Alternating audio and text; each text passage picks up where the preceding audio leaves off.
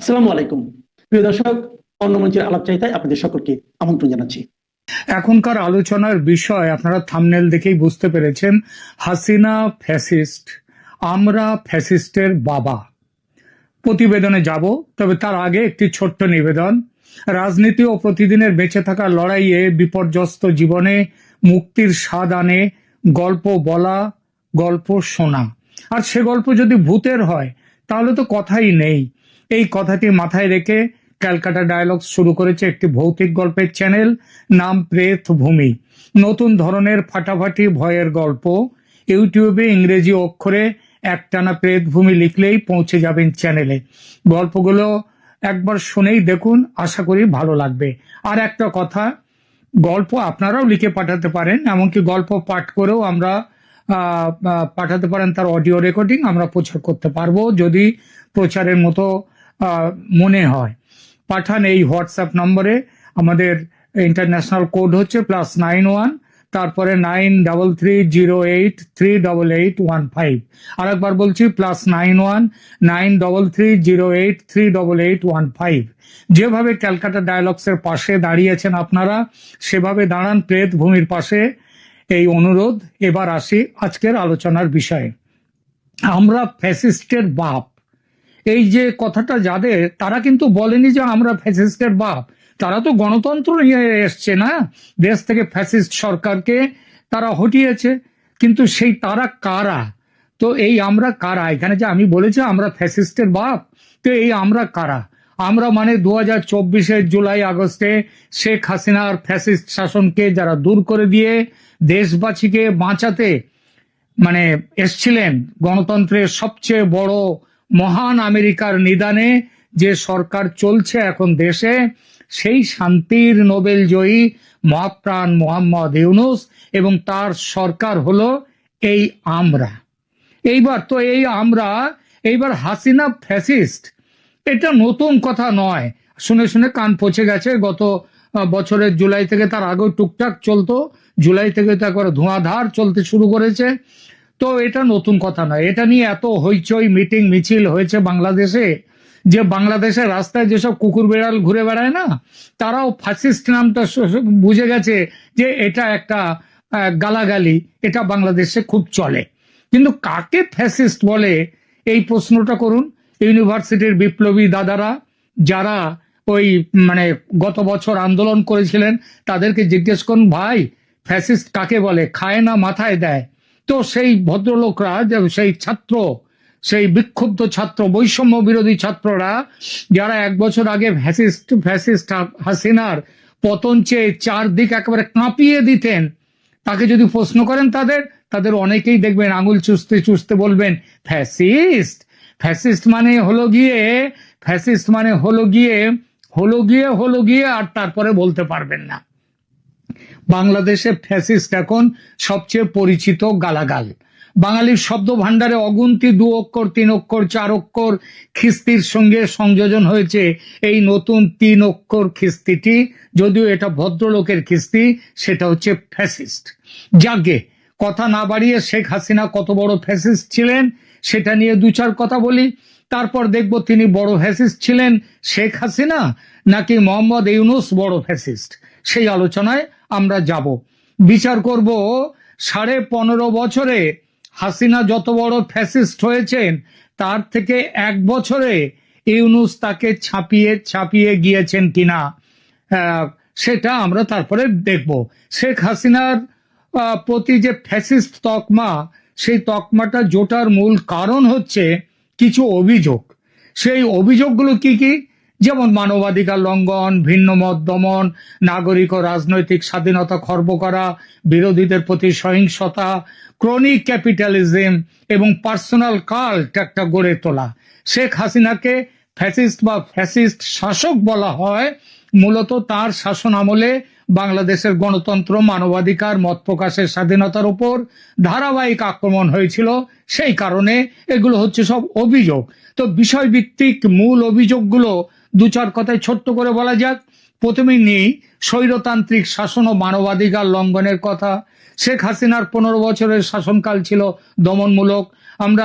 আমি এই ইউটিউব করছি ভারতে বসে, এবং ভারত থেকে আমরা কতবার শুনেছি যে সেখানে নাকি আয়না ঘর বলে একটা ঘর আছে, একটা নয় অনেকগুলো ঘর, সব জেলায় জেলায় নাকি আয়না ঘর আছে, এতদিনও কোনো আয়না ঘরে। এবং সেখানে কি করা হতো, বাড়ির থেকে তুলে নিয়ে এসে সেখানে রেখে দিত, এবং সেখানে নাকি অন্ধকার ঘর, কোন রকমে একটি মানুষ থাকে, তার মধ্যেই তার জীবন কাটাতে হতো, দুর্বিষহ ব্যাপার।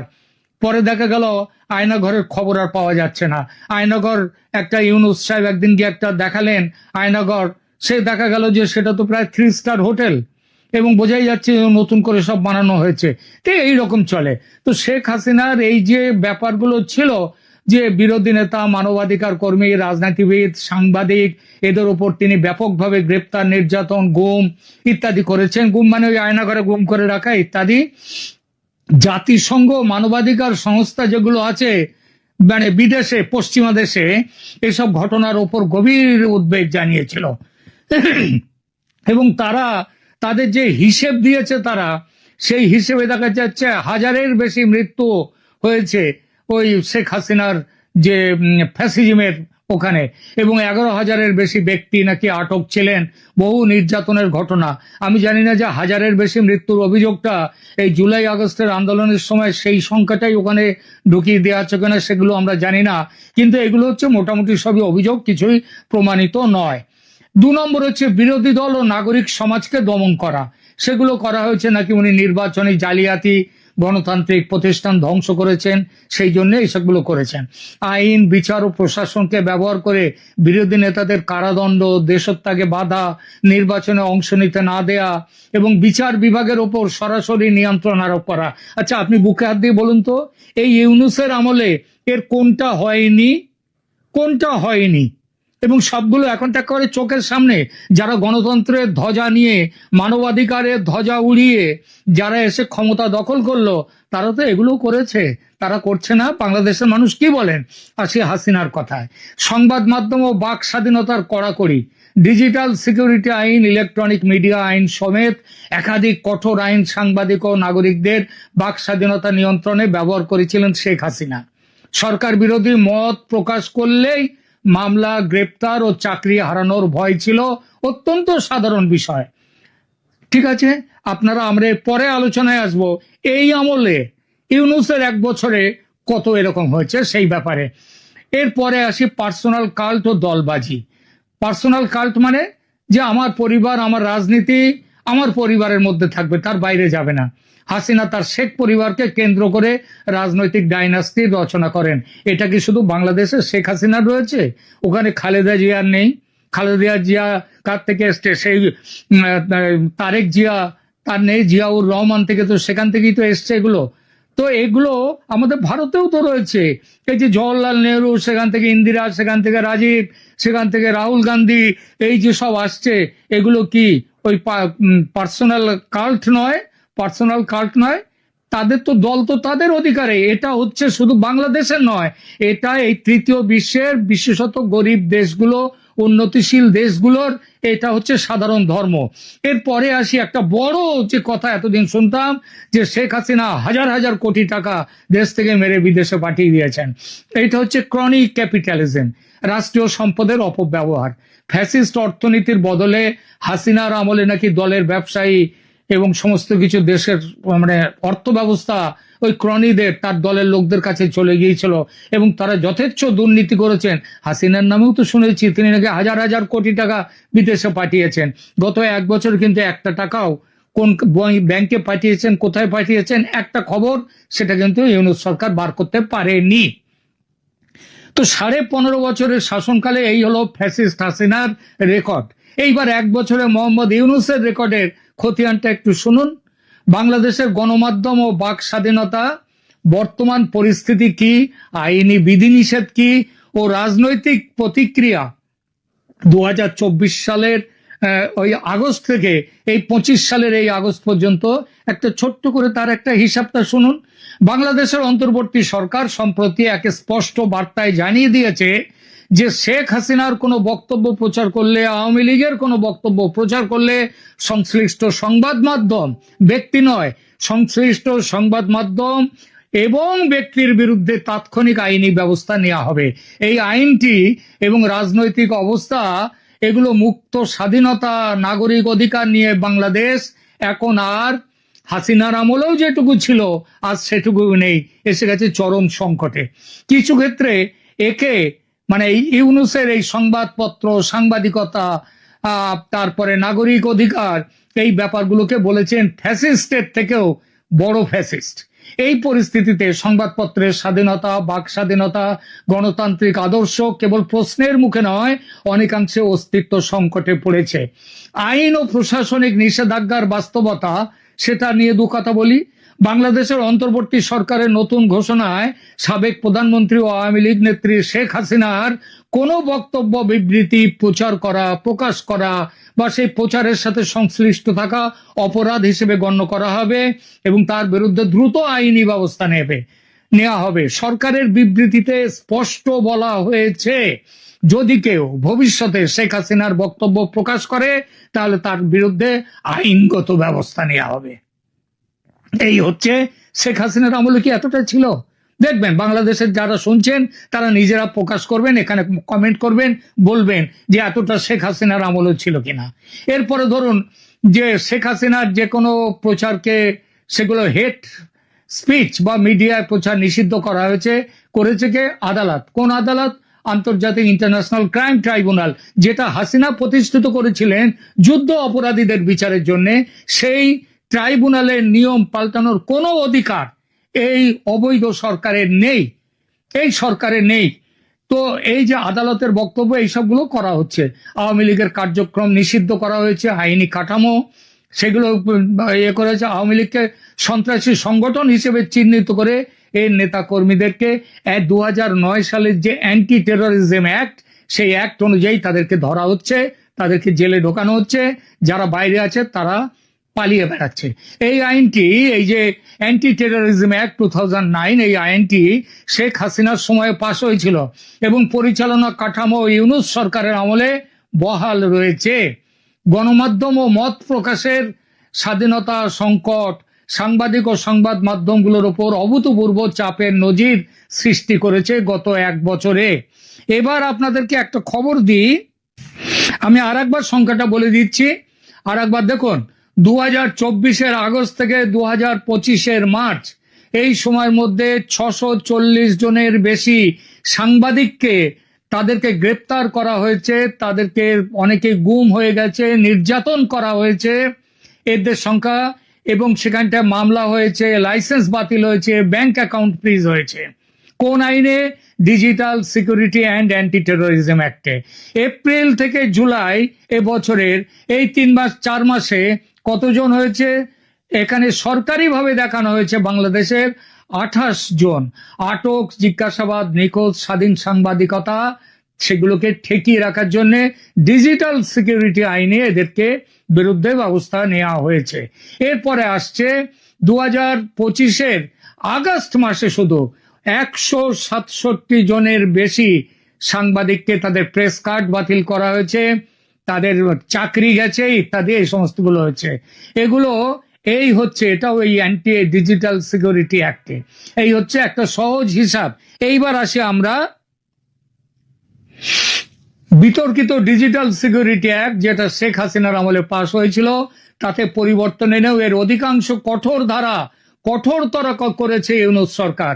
সাইবার সিকিউরিটি অ্যাক্টের থেকে গেছে অনেক কিছু।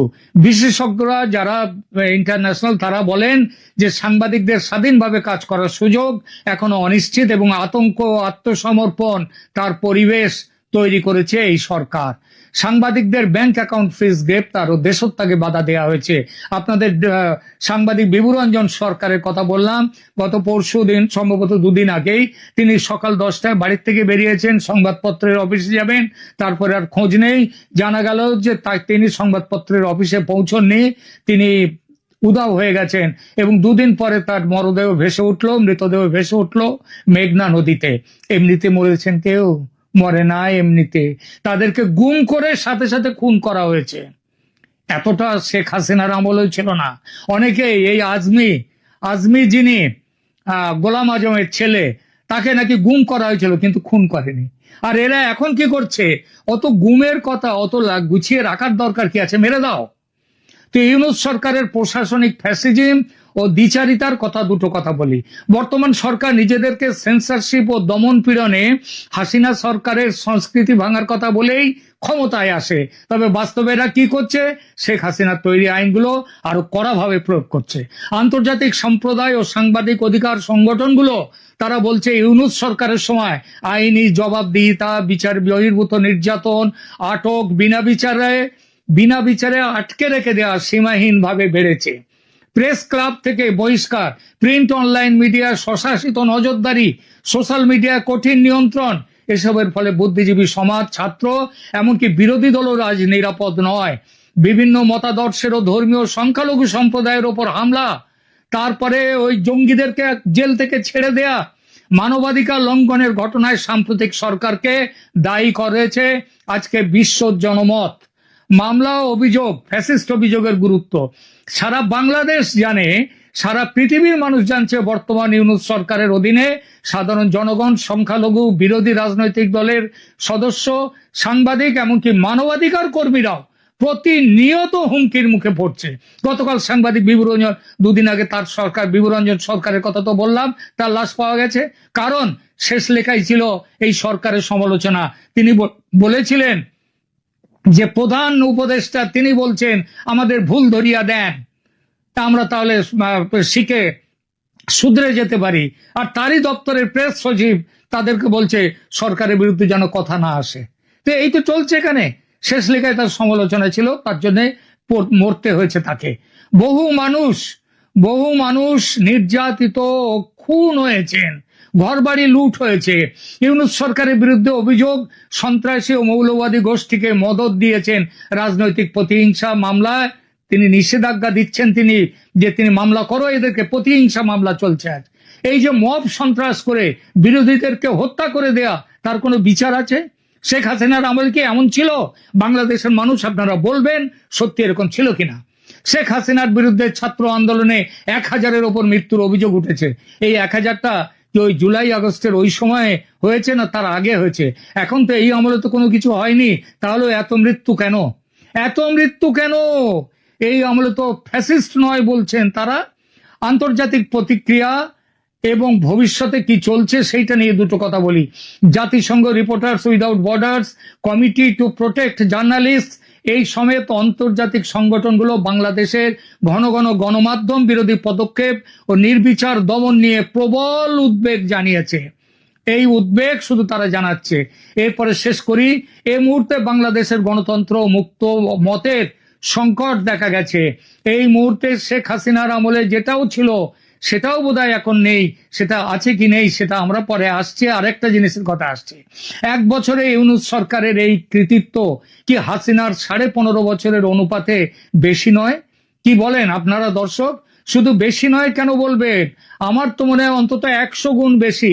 হিসাব করুন, মনে হয় পাবেন আমি ভুল করছি না। এমনি কি আর বলেছি যে শেখ হাসিনা ফ্যাসিস্ট হলে আমাদের শান্তির পায়রা নোবেল জয়ী ইউনূস হলেন ফ্যাসিস্টের বাপ? প্রিয় দর্শক, আপনার মতামত জানান, আর ভালো লাগলে কমেন্ট করুন।